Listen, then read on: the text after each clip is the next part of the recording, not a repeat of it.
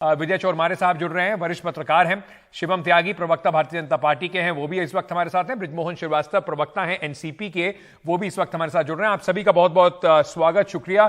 सबसे पहले चौरमारे साहब, मैं आपसे ही शुरू करना चाहता हूं और ये बात समझना चाहता हूं कि ये जो पूरा अभी द्वंद चल रहा है कि नंबर्स किसके पास हैं। 5 तारीख को एक बार फिर से शरद पवार वाईबी चौहान सेंटर में उन्होंने मीटिंग बुलाई है, वहां बैठेंगे। तो क्या ये एक बार फिर से 2019 दोबारा से होने वाला है, या सभी ने, चाहे वो अजीत पवार हो, बीजेपी हो या शरद पवार, उन्होंने उस पूरे घटनाक्रम से कुछ नया सीखा इस बार?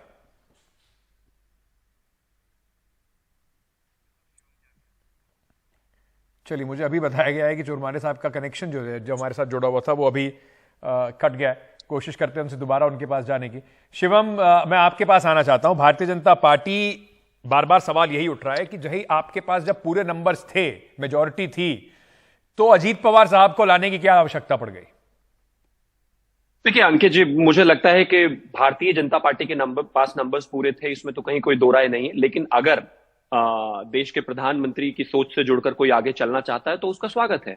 उसमें कोई भी हो सकता है। अगर अजीत पवार जी को उधर कहीं ना कहीं घुटन महसूस हो रही थी, अगर उनको लग रहा था कि लगातार चीजें खराब होती जा रही हैं, अगर उनको राहुल गांधी का एक तरीके से प्रोजेक्ट करना एज अ प्राइम मिनिस्टर जो पटना की रैली में हुआ, उनको शायद वो पसंद नहीं आया, या फिर इस बारे में उन्होंने लगातार बात की शरद पवार जी से और उनसे कहा भी कि भाई आप इसको लीड कीजिए, हम आपके साथ हैं, और उन्होंने उसको एक्सेप्ट नहीं किया, तो मुझे लगता है वो तो उनकी पार्टी के बीच की परेशानी थी, उनकी दिक्कत थी। अगर वहां से छिटक कर कुछ लोग इधर आते हैं, भारतीय जनता पार्टी के साथ जुड़ना चाहते हैं, विकासवाद राजनीति के साथ चलना चाहते हैं, तो मुझे लगता है स्वागत है। इसमें तो किसी को भी कोई परेशानी नहीं होनी चाहिए। हाँ, एनसीपी की जरूर अपने आप में बात है। अब एनसीपी कहना भी मुझे लगता है शरद पवार जी के लिए एक बड़ा चैलेंज होगा, क्योंकि रीजन है, पार्टी किसी की बपौती तो होती नहीं। अब नेता प्रतिपक्ष भी इधर हैं, लीडर ऑफ ऑपोजिशन भी इधर हैं, चीफ व्हिप भी इधर हैं, फाउंडिंग मेंबर भी इधर हैं, तो जाहिर है पार्टी भी इधर है, क्योंकि अल्टीमेटली तो हम लोकतंत्र में रहते हैं। खैर, उसका फैसला कोर्ट में होगा। और कहीं ना कहीं एक बयान जो आपने मुझे बताया शरद पवार जी का कि जनता के बीच में जाऊंगा और वो तय करेंगे कि एनसीपी किसकी है, इससे तो मुझे ऐसा कहीं ना कहीं नजर आ रहा है कि वो हार है उनकी। पहले वो मान चुके हैं इस बात को। आपको मेरी आवाज आ रही है? जी आ रही है जी।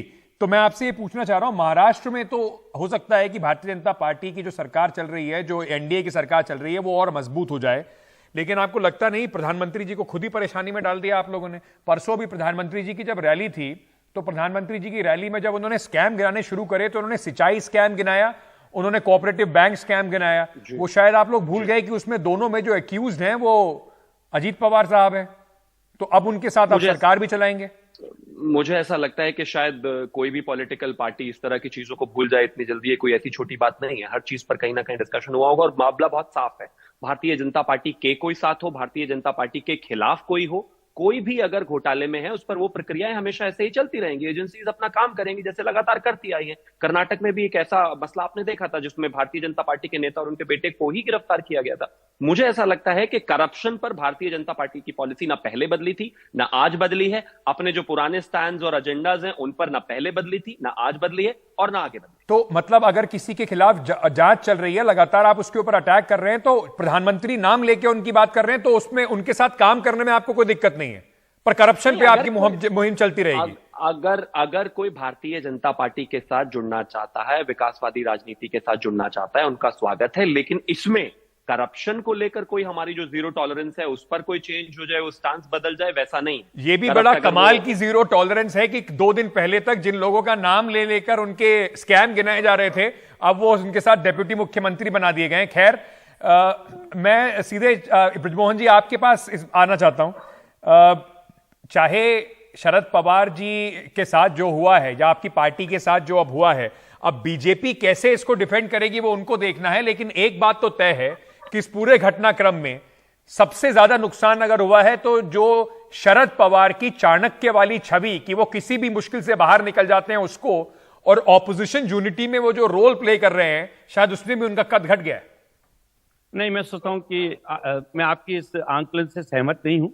बिल्कुल भी ऐसा नहीं है, बल्कि जाने से यह भी स्पष्ट हो गया है कि भारतीय जनता पार्टी जो चाल चरित्र और चेहरे की बात करने वाली एक पार्टी थी देश में, और जिसके पीछे अभी 3 दिन पहले प्रधानमंत्री ने बोला था कि मैं किसी भी एक भ्रष्टाचारी को रहने नहीं दूंगा, उसके खिलाफ कार्रवाई करूंगा, तो उनका मतलब सीधा यह था कि जितने भ्रष्टाचारी हैं उनको मैं किसी दूसरी पार्टी में नहीं रहने दूंगा।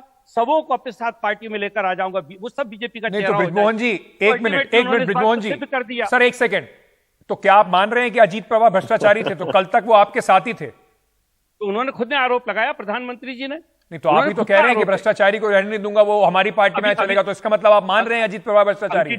अंकित जी, अभी आपने शिवम भाई से पूछा था कि उनके ऊपर आरोप लगा था 70,000 करोड़ का, आप ही ने पूछा और आप भूल गए। क्या बात कर रहे हैं? मैंने तो बिल्कुल पूछा, पर आप कह रहे हैं कि भ्रष्टाचारियों को अपनी पार्टी में ले लूंगा, तो आप मान रहे हैं क्या कि अजीत पवार भ्रष्टाचारी है? प्रधानमंत्री जी ने जो कहा था वही मैं याद दिला रहा हूं पूरे देश को आपके माध्यम से जी। प्रधानमंत्री जी ने 2 रोज पहले बोला कि सारे मैं भ्रष्टाचारियों को ठीक कर दूंगा, रहने नहीं दूंगा। तो उसका सीधा मतलब यह था कि मैं कहीं और नहीं रहने दूंगा, सबको मेरी पार्टी में लेकर आऊंगा और फिर उसके बाद मौज मस्ती जो चलती है। मैं आपको एक बात बहुत स्पष्ट रूप से कहना चाहता हूं, 2 चीजें, एक पार्टी और एक लेजिस्लेचर है। पार्टी पूरी तौर से आदरणीय शरद पवार जी हमारे अध्यक्ष हैं, राष्ट्रीय अध्यक्ष हैं। पार्टी में किसी भी प्रकार का कोई हेराफेरी नहीं होना, कोई बदलाव नहीं होना। मैंने राष्ट्रीय सचिव के नाते हमारी जितनी भी प्रदेश की इकाइयां हैं उनके सारे अध्यक्षों से मैंने बातचीत की है। सारे लोग पूरी ताकत के साथ आदरणीय शरद पवार जी के साथ हैं और हम सब लोग मिलकर पूरी शक्ति से विजय चोरमारे साहब, मैं आपसे ये बात समझना चाहता हूं, अगर इसको दिल्ली में बैठ के अगर इसको देखा जाए कि इसका असर बड़े तौर पर क्या पड़ेगा, महाराष्ट्र की राजनीति में जाहिर तौर पर एक बहुत बड़ा असर है। क्या अब यह माना जाए कि एक बार फिर से जो महाराष्ट्र की राजनीति है उसकी 2 धुरी जो है वो अब नेशनल पार्टी बन जाएंगी? बीजेपी एनडीए में सबसे बड़ी पार्टी है, सबसे बड़ा दल है, वो लीड करेगी।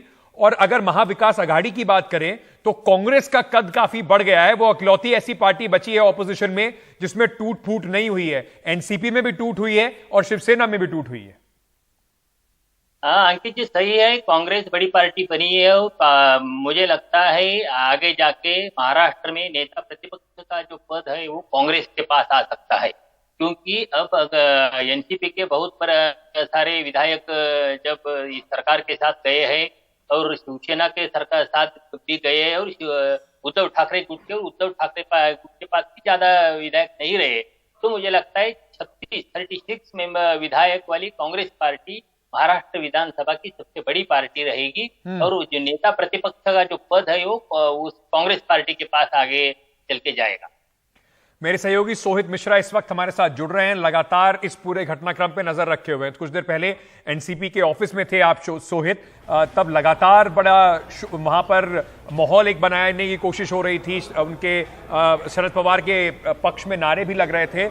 अभी क्या हालात हैं और आगे की रणनीति क्या है? जितेंद्र आबाद से बात कर रहे थे, वो कह रहे थे आज रात को बात करेंगे शरद पवार से और फिर तय करेंगे कि क्या करना है कल। जी बिल्कुल, देखिए जहां पर अंकित ये प्रेस कॉन्फ्रेंस हुई थी वहीं पर मैं मौजूद हूं। ये एनसीपी मुख्यालय के ग्राउंड फ्लोर पर है और पहली मंजिल पर अभी भी एक बैठक चल रही है जहां पर सुप्रिया सुले जो वर्किंग प्रेसिडेंट हैं वो मौजूद हैं। उसके साथ ही जयंत पाटिल जो महाराष्ट्र एनसीपी के अध्यक्ष हैं वो मौजूद हैं। अनिल देशमुख मौजूद हैं जिन्होंने आज सुबह ही साफ किया कि वो शरद पवार के साथ रहने वाले हैं। साथ ही साथ जितेंद्र आवाड़ भी ऊपर बैठे हुए हैं, उनका भी यही कहना है। उन्हें अभी मुख्य प्रतोद भी बनाया गया है और साथ ही साथ विरोधी पक्ष नेता भी बनाया गया है महाराष्ट्र में। तो एक रणनीति बनी जा रही है। उनका यह कहना है, जब हम मिल भी रहे हैं ऑफ कैमरा, उनका कहना है कि अभी भी अधिकांश विधायक शरद पवार के साथ हैं, इसीलिए अब तक अजीत पवार ने कोई संख्या का ऐलान नहीं किया है, क्योंकि अगर उनके पास नंबर होते या आंकड़ा होता, जिस तरह से एकनाथ शिंदे गए थे, उन्होंने पहले दिन कहा हमारे पास 40 विधायक हैं, फिर दूसरे दिन कहा हमारे पास 50 विधायक हैं और किस तरह से चीजें हुई, लेकिन अजीत पवार ये करते हुए नजर नहीं आ रहे हैं। ऐसे में इनका ये मानना है कि उनके पास आंकड़ा नहीं है और इसलिए ऊपर अब एक तरफ रणनीति बन रही है, दूसरी तरफ वो विधायकों से भी बातचीत कर रहे हैं। कल शरद पवार सातारा से उनकी शुरुआत करने वाले हैं और वो पूरे महाराष्ट्र का दौरा करने वाले हैं। अभी जो अंकित, एक और चीज मैं आपको बताना चाहता हूं, आप जो कह रहे थे कि महाराष्ट्र में अब कांग्रेस सबसे ताकतवर है, 4 दिन पुरानी बात है, 3-4 दिन पुरानी बात है। हम देवगिरी बंगला जो है जहां पर अजीत पवार है मुंबई में, जहां पर रहते हैं, विरोधी पक्ष नेता का बंगला है, वहां पर हम मौजूद थे। हमें एक जानकारी थी कि वहां पर विपक्ष की बैठक होने वाली है। विपक्ष की तो बैठक नहीं हुई अंकित, लेकिन कांग्रेस के एक बहुत बड़े महाराष्ट्र के नेता वहां पर थे। वो महाराष्ट्र के विधायक हैं, अभी भी कांग्रेस से नेता हैं बड़े, और वो लगभग 1.5 घंटे तक अजीत पवार से मुलाकात किए हैं। 3-4 दिन पुरानी ये बात है। उन पर भी कई सारे आरोप लगे हैं, उन्हें लेकर भी पहले ये कहा जा रहा था कि शायद वो स्विच करेंगे।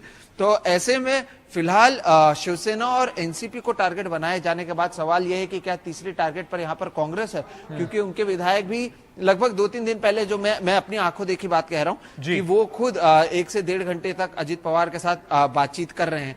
तो शायद ये पिक्चर खत्म हुआ है या नहीं, ये देखना काफी अहम होगा। बहरहाल जो स्ट्रैटेजीज बनाने का काम है वो लगातार हर एक पार्टी की ओर से की जा रही है। जैसे सोहित बता रहे हैं कि अगर ऐसा कांग्रेस में भी हो जाता है तो महाराष्ट्र बिल्कुल नागालैंड की तरह एक ऐसा दूसरा राज्य बन जाएगा जो ऑपोजिशन मुक्त राज्य नजर आएगा, अगर इस तरह की घटनाक्रम चलते रहे महाराष्ट्र के अंदर। तो सोहित, बहुत बहुत शुक्रिया हमारे साथ जुड़ने के लिए इस वक्त और ये सब जानकारी हमारे साथ साझा करने के लिए।